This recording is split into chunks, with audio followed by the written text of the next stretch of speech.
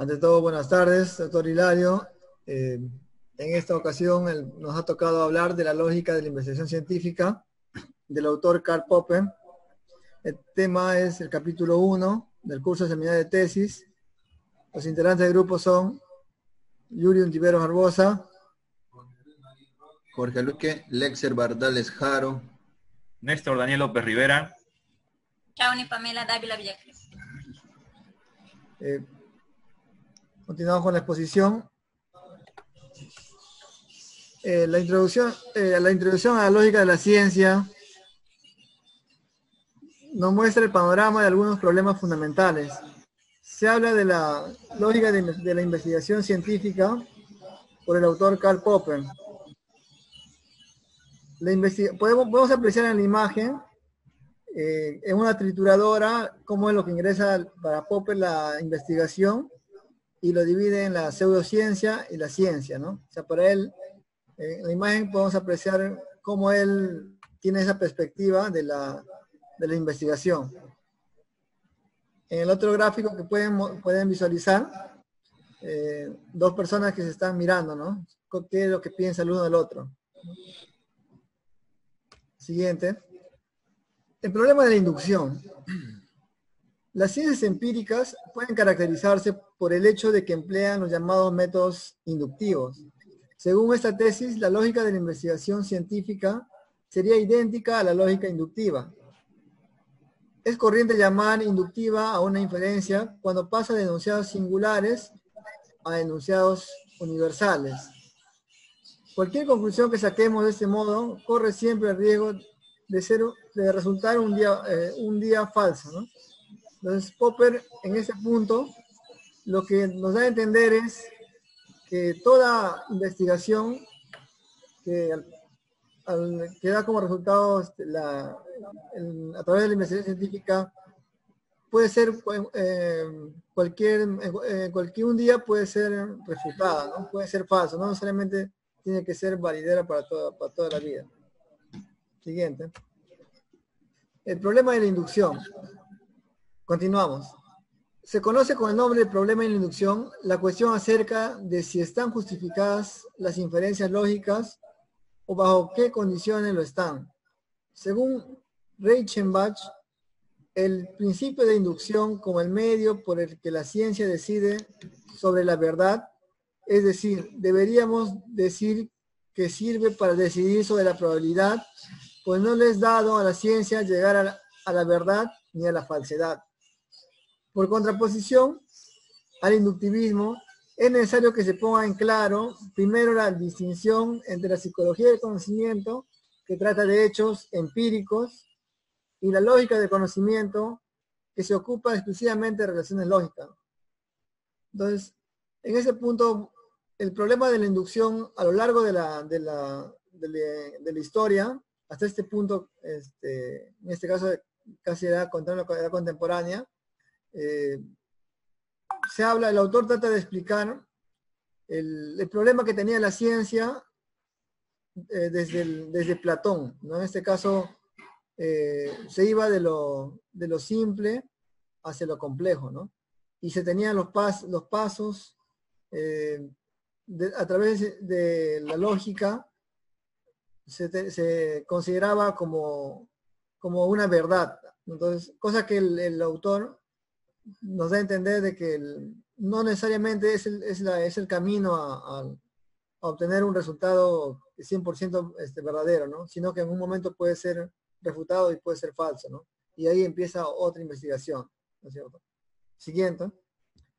La eliminación del psicologismo. El trabajo científico de proponer teorías y contrastarlas no se interesa por cuestiones de hechos, sino únicamente de justificación o validez. Solo pueden alcanzarse por la intuición sostenida en la introyección de los objetos de la experiencia. Entonces, Karl Popper lo que nos dice es que el método hipotético deductivo, en este caso, que se elimina la eliminación del psicologismo, lo que nos explica es de que lo que nosotros podemos, lo que es resultado de nuestro pensamiento, que es producto del comportamiento, ¿no? El psicologismo lo que afirma es que todo lo que el ser humano puede aprender, lo puede experimentar, ¿no? Entonces, él rompe con esta corriente de pensamiento hasta el final, hasta decir que si una hipótesis supiera el esfuerzo de demostrar su falsedad, puede ser aceptada al menos como carácter provisional, ¿no? Entonces, no necesariamente el resultado de una ciencia que es considerada una ley es eterno, ¿no? Siguiente, doy paso a mi compañero que va a seguir exposición.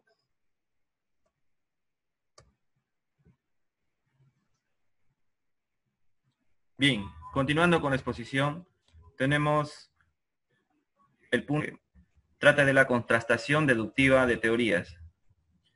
Bueno, para empezar, como contrastación se entiende básicamente en realizar las pruebas respectivas para tomar decisiones de algún objeto de estudio según los resultados. En este caso se basa en evaluar diferentes criterios de la investigación, los cuales tienen justificación a través de un análisis, una comparación, una validación, tanto de hipótesis como de conclusiones. Teoría contrastada es aceptada siempre y cuando el resultado final tiene o llegue a tener una deducción lógica. Esto ya tomado en cuenta lo anteriormente dicho. Para poder realizar una contrastación de una teoría, se debe tomar en cuenta 4 procedimientos, que vendría a ser la coherente de conclusiones, el estudio de la teoría enfocado de manera lógica, con base, la comparación entre las teorías similares. En este punto, por lo general, la comparación se realiza con teorías que ya existen, que ya están siendo usadas en el mundo real, ¿ya? Y como tienen bases, simplemente están, y la comparación debe ser de acuerdo a ellas. Como cuarto, tenemos la contrastación empíricamente aplicada a las conclusiones ya como resultados finales.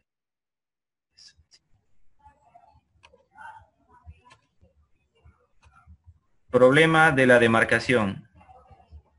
Este es un tema ya que se viene desde el desarrollo, desde las teorías, desde el inicio del estudio de la ciencia, y es aquí justamente donde se ve rechazado el método inductivo, que radica en cuestionar la justificación lógica, ya que en enunciados metafísicos deben ser separados o en todo caso tener esa línea donde muestra qué es lo empírico, experimental y qué es simplemente la teoría, ¿no?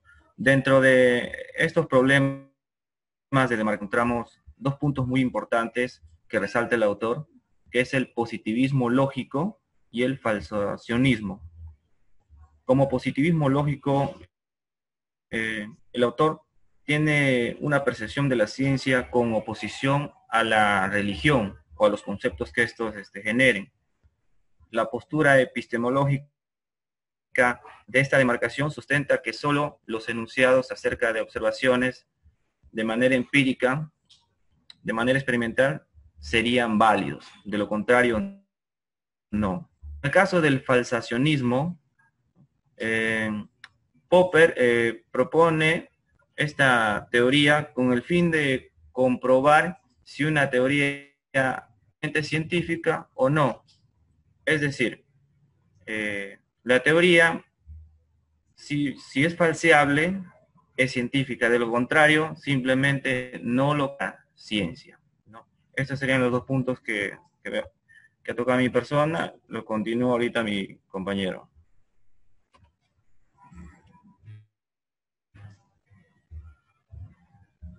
Gracias, compañero. Continuando la exposición, les hablaré sobre la experiencia como método. El método deductivo se analizará y describirá el sistema representado, el mundo de experiencias. La experiencia, como bien lo vemos caracterizada por ser un método distintivo. Esto quiere decir distinto a los demás. El sistema teórico empírico tiene 3 requisitos de satisfacción.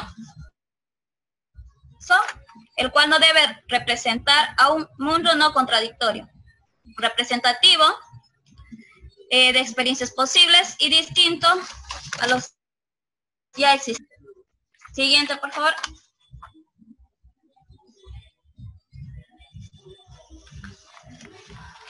La falsabilidad, criterio de demarcación.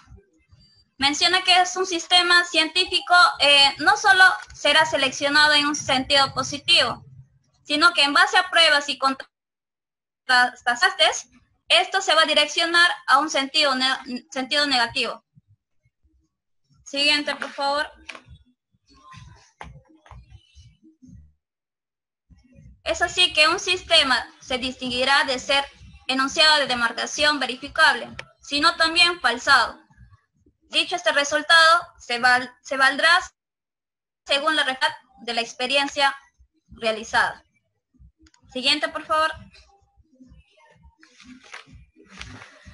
El problema de la base empírica es que solo va a afectar a la teoría del conocimiento, dando mucho lugar a sus posibles aspectos, como bien hace referencia en enunciados básicos como con las experiencias perceptibles. Eso es todo por mi parte, le doy paso a mi compañero.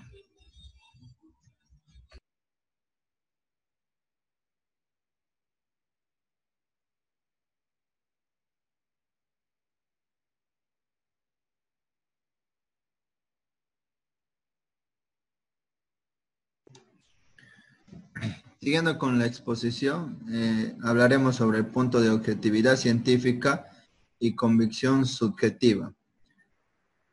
La objetividad científica se encuentra en estrecho vínculo con la construcción de las nuevas teorías a base de hipótesis. Se constatan a través de hechos, se ve una tras otras y se generan nuevos enunciados, es decir, se refutan más, no se confirman. Que siempre cuando tenemos en lo que viene a ser la ciencia, se basa básicamente en las hipótesis que pueden ser fundamentadas, pero hay en parte de la ciencia que pueden nacer ya de hipótesis que son básicamente son fundamentadas a través del tiempo y estas no son irrefutables, no refutables. Siguiente.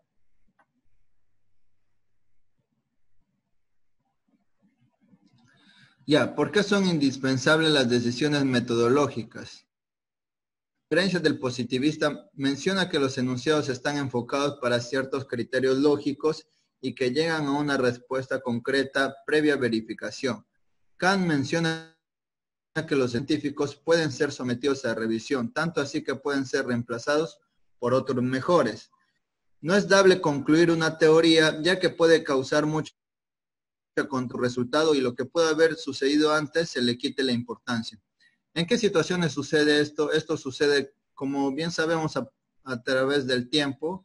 La ciencia tiene sujeta a varias teorías que conforman la ciencia, valga la redundancia, y a su vez, a pesar del tiempo, no tiene que ser refutable, ya que se trata de una hipótesis que sea comprobada a través del tiempo y no puede perder su veracidad. Continúa.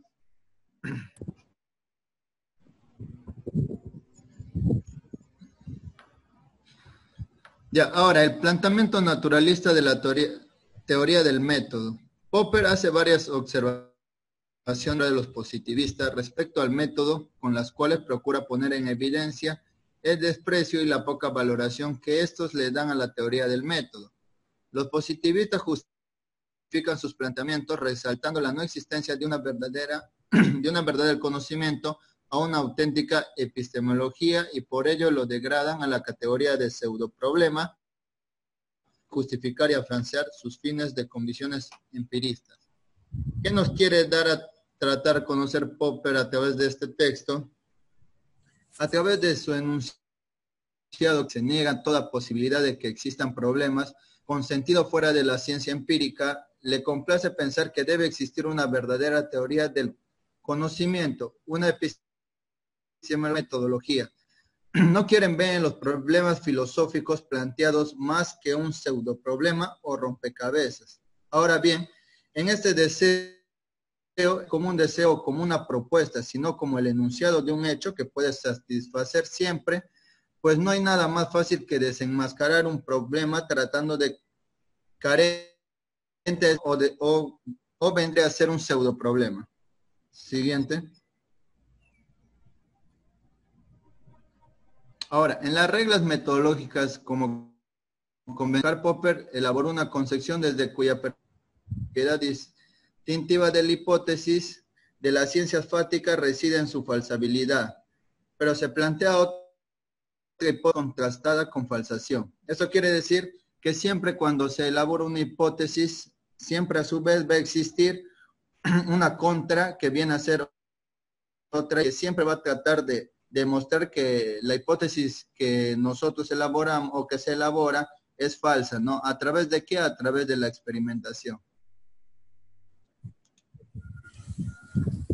Karl Popper elabora una concepción desde la perspectiva de la propiedad distintiva, como decía. Además dice que ningún procedimiento científico debe impedir que un enunciado permanezca salvo de la posibilidad de ser refutado.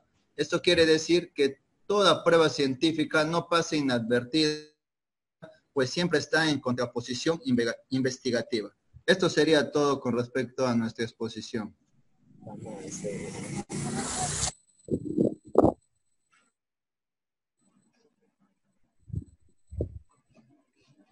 Oh, porque esto es mi parte, oh,